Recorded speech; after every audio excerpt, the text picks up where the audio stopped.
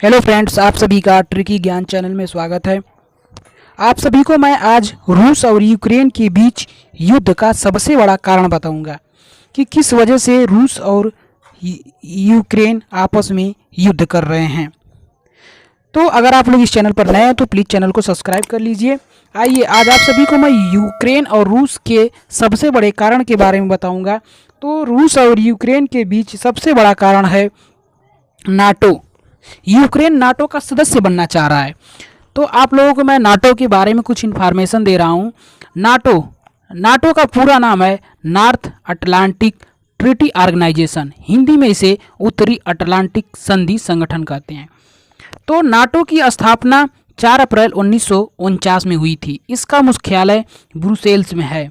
तो आप लोगों को मैं बता दूं कि नाटो का जब स्थापना हुआ था 1949 में, तो उस समय 12 सदस्य थे, लेकिन इस समय सदस्यों की संख्या इसमें 30 हो गई है।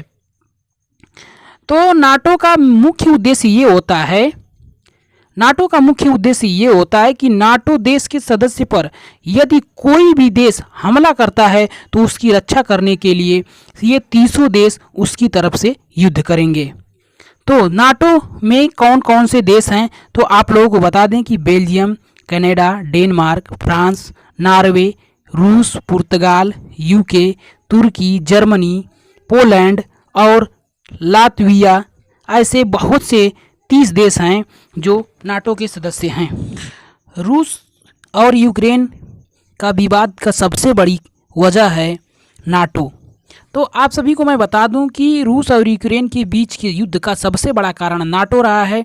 तो आप लोगों को बता दें, यदि कोई देश नाटो देश पर हमला करता है तो वह हमला पूरे नाटो देश पर माना जाएगा, जिसका मुकाबला सभी नाटो सदस्य एकजुट होकर उसका मुकाबला करते हैं। यूक्रेन भी नाटो में शामिल होना चाहता है, लेकिन ये बात रूस को रास नहीं आ रही है। इसी वजह से विवाद जारी है। रूस का मानना है अगर यूक्रेन नाटो में शामिल हुआ तो उसके सैनिक रूस यूक्रेन की सीमा पर डेरा जमा लेंगे। इस वजह से रूस को लगता है कि नाटो जैसे संगठन के सैनिक अगर उस सीमा पर आ जाते हैं तो उसके लिए समस्या हो सकती है। रूस चाहता है नाटो अपना विस्तार न करे। राष्ट्रपति पुतिन इसी मांग को लेकर यूक्रेन और पश्चिम देशों पर दबाव डाल रहे हैं। 10 नाटो में 30 लाख से अधिक सैनिक हैं, जबकि रूस के पास सिर्फ 12 लाख सैनिक हैं, जिसकी वजह से रूस को खतरा महसूस होता है। इस वजह से रूस किसी भी कीमत पर यूक्रेन को इसका सदस्य नहीं बनने देना चाहता है। रूस चाहता है कि नाटो उसे लिखित में आश्वासन दे कि वो यूक्रेन को नाटो में कभी शामिल नहीं करेंगे। इसके अलावा रूस का कहना है कि नाटो उन देशों को शामिल न करे जो देश यूरोप संघ से अलग हुए हैं, नाटो से लिखित रूप में दे। तो आप सभी को बता दें कि इस समय रूस और यूरोप गैस पाइपलाइन विवाद भी एक वजह है।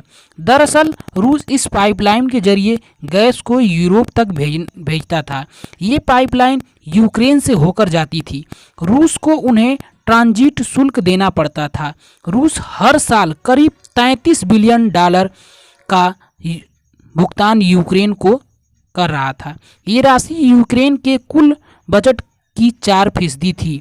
यूक्रेन को इस कारण बहुत महंगा नॉर्ड स्ट्रीम 2 गैस पाइपलाइन की शुरुआत करना पड़ा था। तो आप सभी को बता दें कि आखिर रूस अमेरिका व अन्य देशों की पाबंदियों की परवाह किए बगैर 24 फरवरी 2022 को यूक्रेन पर हमला बोल दिया। अब यदि नाटो ने रूस पर जवाबी कार्रवाई की और यूरोप के अन्य देशों इस जंग में कूदे तो तीसरे विश्व युद्ध का खतरा मंडरा जाएगा। तो आप सभी को बता दें कि अगर रूस और यूक्रेन का विवाद को समाधान करने के लिए क्या करना होगा, तो आप सभी को बता दें कि रूस को और यूक्रेन का विवाद को समाधान करने के लिए खुद रूस या नाटो, यूएनए और भारत जैसे संस्था इसको समाधान कर सकते हैं। ये सभी देश एवं संस्थाएं मिलकर इस विवाद का समाधान निकाल सकती हैं। पहला समाधान यह है कि नाटो यह सुनिश्चित करे कि वह यूक्रेन को नाटो सदस्य नहीं बनाएगा। भारत की भूमिका इसलिए अहम है कि वह रूस और अमेरिका का इस समय अच्छा मित्र है, इसलिए भारत मध्यस्थ के रूप में प्रभावी भूमिका निभा सकता है।